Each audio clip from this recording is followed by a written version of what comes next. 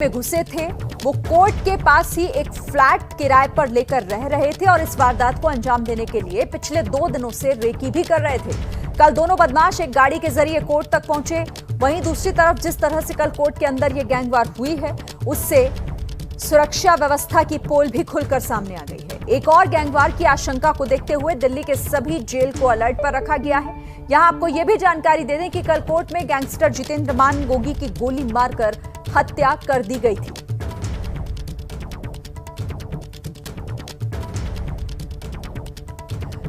तो बड़ा खुलासा इस गैंगवार से जुड़ा हुआ। हमलावर 2 दिन से रोहिणी कोर्ट के बगल में ही एक फ्लैट किराए पर लेकर रह रहे थे और 2 दिन से रेकी उस पूरे एरिया की कर रहे थे।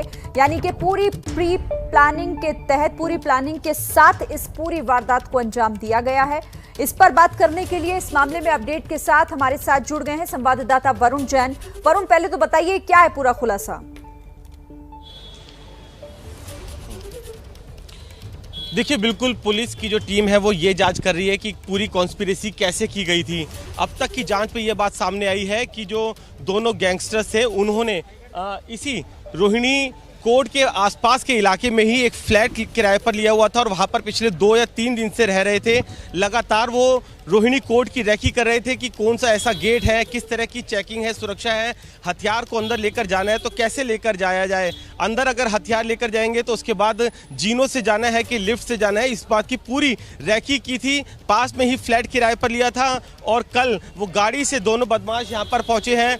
अंदर जाने के बाद हथियारों के साथ वो जीनों के रास्ते ऊपर पहुंचे हैं। उन्होंने लिफ्ट में नहीं बैठे और उसके बाद कोर्ट रूम के अंदर जाकर बैठ गए हैं। वकीलों के कपड़े पहने हुए थे। तो अब तक की जांच में पुलिस को ये पता चला है कि वो पास में ही एक फ्लैट पर किराए पर रह रहे थे और पूरी रेकी की हुई थी। साथ ही हमारे सूत्रों का ये भी कहना है कि दिल्ली की जितनी भी जेल है, चाहे मंडोली जेल हो, रोहिणी जेल हो, तिहाड़ जेल हो, सभी को अलर्ट पे रखा गया है। क्योंकि जिस तरीके से जितेंद्र गोगी एक बड़ा गैंगस्टर था, उसको वो मारा गया है, तो कहीं ना कहीं जो उसके गुर्गे जो जेल के अंदर बंद है और वही टिल्लू खुद तिहाड़ जेल के अंदर बंद है, तो जेल के अंदर ही एक बड़ी गैंगवार हो सकती है। इसी के चलते जो सभी जेल हैं उनको अलर्ट पर किया गया है। प्रशासन ने, जेल प्रशासन ने सिक्योरिटी है वो काफी ज्यादा बढ़ाई है। जी ठीक है वरुण, आप रहिए मेरे साथ, आपसे आगे भी मैं बात करूंगी। लेकिन जिस तरह से खुलासा हुआ है वो सुरक्षा को लेकर भी एक बड़ा प्रश्न चिन्ह लगा दे रहा है।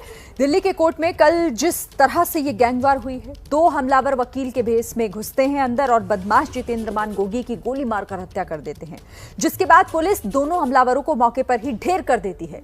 इतना सब कुछ उस कोर्ट में हो जाता है जहां की सुरक्षा व्यवस्था अमूमन मजबूत होती है। लेकिन इस वारदात के बाद से अब वकील भी डरे हुए हैं। आज दिल्ली बार काउंसिल के वकीलों ने दिल्ली पुलिस कमिश्नर से मुलाकात की और सुरक्षा व्यवस्था को लेकर चिंता जाहिर की है।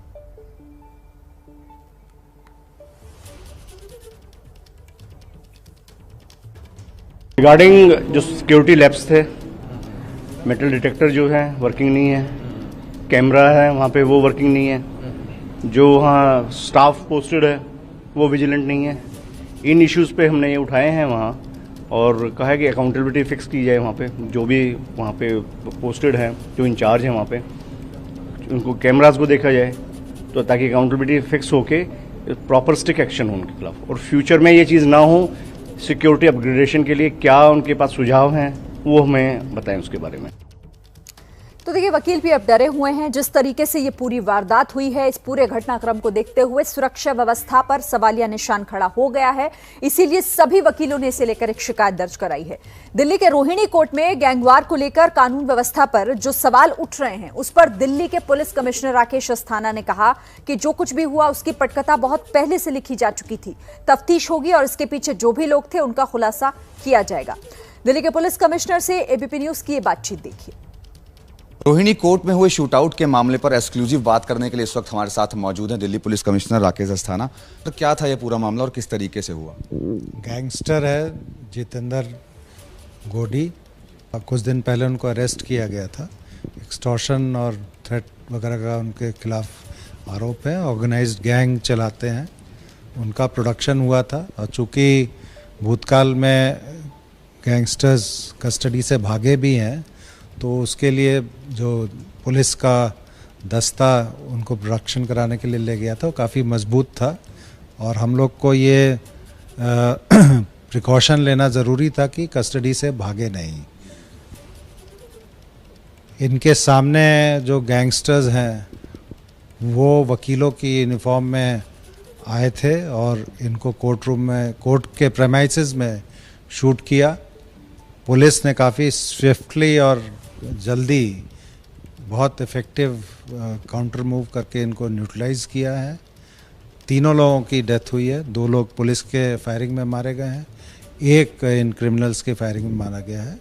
चूँकि ये केस बगैर प्लानिंग के संभव नहीं है, तो इसके पीछे कौन लोग हैं, कितने लोग थे, उस सब का इन्वेस्टिगेशन करने के लिए एक केस को ट्रांसफ़र किया गया है क्राइम ब्रांच में, और क्राइम ब्रांच की टीम और with the help of special cell हम लोग इन्वेस्टिगेट करेंगे कि ये पूरा जो भी वारदात हुई है, जिन लोगों ने अंजाम दिया है वो तो मर गए हैं, लेकिन उनको अंजाम देने के लिए इनके पीछे कौन लोग थे उसकी पूरी इन्वेस्टिगेशन होगी और उचित और कड़ी कानूनी कार्रवाई की जाएगी। Thank you. Delhi police commissioner Rakesh Asthana, जिन्होंने साफ तौर पर यह बताया कि गोगी को बड़ी कड़ी सुरक्षा के बीच कोर्ट में पेश किया गया था और जब बदमाशों ने उसके ऊपर फायरिंग की उसके बाद दिल्ली पुलिस ने रिटेलिएट किया और 2 बदमाशों को वहां पर मार गिराया। मामले की जांच क्राइम ब्रांच को सौंप दी गई है और जल्द ही क्राइम ब्रांच इस पूरे मामले का खुलासा करेगी। कैमरामैन आदर्श नायर के साथ मनोज वर्मा, ABP न्यूज़, दिल्ली। वरुण मेरे साथ बने हुए लगातार, वरुण का एक बार फिर से रुक करेंगे। वरुण देखिए, ये बात तो वाकई चौंकाने वाली है, ये हैरान करती है कि एक ऐसी जगह जहां पर सुरक्षा व्यवस्था को पुख्ता होना चाहिए, वहां इतनी आसानी से कोई हथियार लेकर घुस जाए और गैंगवॉर हो जाए, तो फिर बाकी जगहों की तो हम क्या ही बात करें। सुरक्षा व्यवस्था पर बहुत बड़ा प्रश्न है ये। देखिए, बिल्कुल सिक्योरिटी पर तो सवाल खड़े होते ही हैं। मैं इस वक्त रोहिणी कोर्ट के बाहर मौजूद हूँ। देखिए, अब आज यहाँ पर पैरामिलिट्री फोर्स भी तैनात की गई है, जो सुरक्षा है उसे काफ़ी पुख्ता किया गया है। लेकिन सवाल यही कि आखिरकार हथियार को लेकर जो बदमाश थे अंदर जाने में कैसे कामयाब हो गए। अगर आप देखें मेन गेट नंबर 4 पर हूँ, यहीं से अमूमन जो वकील है उनकी एंट्री होती है, जो आम आदमी है वो भी यहीं से जाता है और यहाँ पर गेट पर ही कुछ इस तरीके के मेटल डिटेक्टर है, स्कैनर भी होते हैं, यहाँ पर चेकिंग होती है। तो बावजूद उसके वो अंदर हथियार लेकर पहुंचने में कैसे कामयाब हो गए। जैसा कि बार काउंसिल के चेयरमैन ने अभी कहा कि जो CCTV है वो काम नहीं कर रहे हैं, स्कैनर्स काम नहीं कर रहे हैं, लेकिन एक सवाल वकीलों पर भी खड़ा होता है जो हमने उनसे भी पूछा, क्योंकि अमूमन ऐसा देखा गया है कि जब वकील की कोई चेकिंग करता है तो वो इस चीज़ को लेकर नाराज़गी भी जाहिर कर देते हैं। कुछ वकील हमारे साथ मौजूद है, इस सवाल का जवाब हम उनसे जरूर लेने की कोशिश करेंगे। एक सवाल यहाँ पर यह भी है, सिक्योरिटी लैब्स तो है, लेकिन ये देखा गया है जैसे 30,000 पे भी देखा गया था, झगड़ा इसी बात को लेकर हुआ था कि चेकिंग क्यों कर रहे हैं। जी। आपको लगता है कि कुछ वकील है जो नाराजगी जाहिर करते हैं जब चेकिंग होती है और ऐसा नहीं होना चाहिए? देखो जी, 10% जो है हर जगह ये एग्जेम्प्टेड है कि 10% जो नाराजगी करने वाले हर डिपार्टमेंट में होते हैं। पुलिस वाले भी नाराजगी जाहिर करते हैं कि हमारी गाड़ी को क्यों नहीं एंट्री करने दे रहे।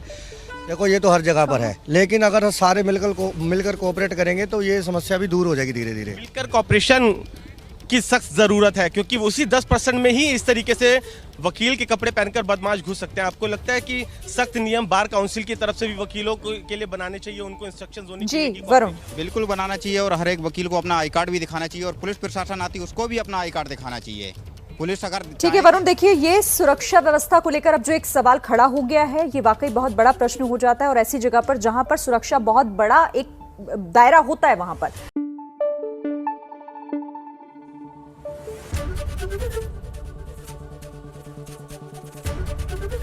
ABP न्यूज आपको रखे आगे।